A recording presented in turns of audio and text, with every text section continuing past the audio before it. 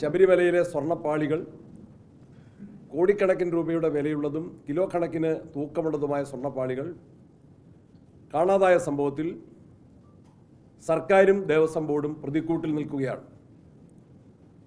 അക്കാര്യത്തിൽ സർക്കാർ പ്രതികളെ നിയമത്തിൻ്റെ മുൻപിൽ കൊണ്ടുവരുന്നതിനോ നഷ്ടമായ സ്വർണം വീണ്ടെടുക്കുന്നതിനോ യാതൊരു നടപടിയും സ്വീകരിച്ചിട്ടില്ല.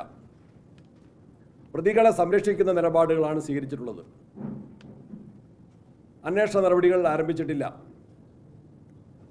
പരസ്പരം പഴിചാരുന്ന തരത്തിലാണ് ദേവസ്വം ബോർഡ് അധികാരികളും മുൻ പ്രസിഡന്റുമാർ ഉൾപ്പെടെയുള്ള ആളുകൾ സംസാരിക്കുന്നത്. ഹൈക്കോടതിയുടെ ഇടപെടലില്ലായിരുന്നെങ്കിൽ ഈ കാര്യത്തിലെ സ്ഥിതി എന്താകുമായിരുന്നുവെന്ന് വിശ്വാസികൾക്കും ഞങ്ങൾക്കും ആശങ്കയുണ്ട്.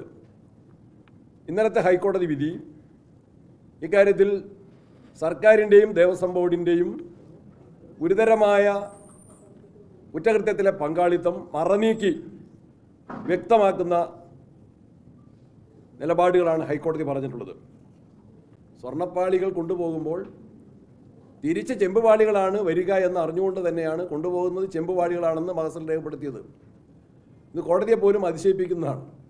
ഇത് വളരെ ബോധപൂർവം ചെയ്തതാണ്. ഇത് കേവലം സ്വർണം നഷ്ടപ്പെട്ടു എന്ന കേസ് മാത്രമല്ല, സ്വർണത്തിൻ്റെ വില നമുക്ക് നിർണ്ണയിക്കാൻ കഴിയാത്തതാണ്, വിലപിടിപ്പുള്ളതാണ്. അത് മോഷണ ഉദ്ദേശത്തോടെയാണ് അത് സ്ഥലം മാറ്റിയത്. ആ കാര്യങ്ങളെല്ലാം കോടതി വിധിയിൽ വ്യക്തമായിട്ട് പരാമർശിക്കുന്നുണ്ട്. എന്നാൽ സ്വർണ്ണപ്പാളികൾ തിരികെ ചെമ്പുപാളികളായിട്ട് മടക്കിക്കൊണ്ടുവന്ന് അത് ക്ഷേത്രത്തിൽ അത് സ്ഥാപിച്ചുവെങ്കിൽ അത് ക്ഷേത്രവിശ്വാസത്തെയും ആചാരത്തെയുമാണ് സാരമായിട്ട് ബാധിച്ചിട്ടുള്ളത്. യഥാർത്ഥത്തിൽ ക്ഷേത്രത്തിൽ പൂജാദികൾ നടത്തി ചടങ്ങിൻ്റെ അടിസ്ഥാനത്തിൽ അവിടെ സ്ഥാപിച്ച വസ്തുക്കൾ അവിടെ നിന്ന് മാറ്റിക്കൊണ്ടുപോയി പകരം കൊണ്ടുവന്ന് ചെമ്പ് സ്ഥാപിച്ചത് ആചാരാനുഷ്ഠാനങ്ങളെയും വിശ്വാസങ്ങളെയും സാരമായിട്ട് ബാധിക്കുന്ന കാര്യമാണ്. അതിനെയും കോൺഗ്രസ് പാർട്ടി വളരെ ഗൗരവത്തിൽ തന്നെ വീക്ഷിക്കുകയാണ്.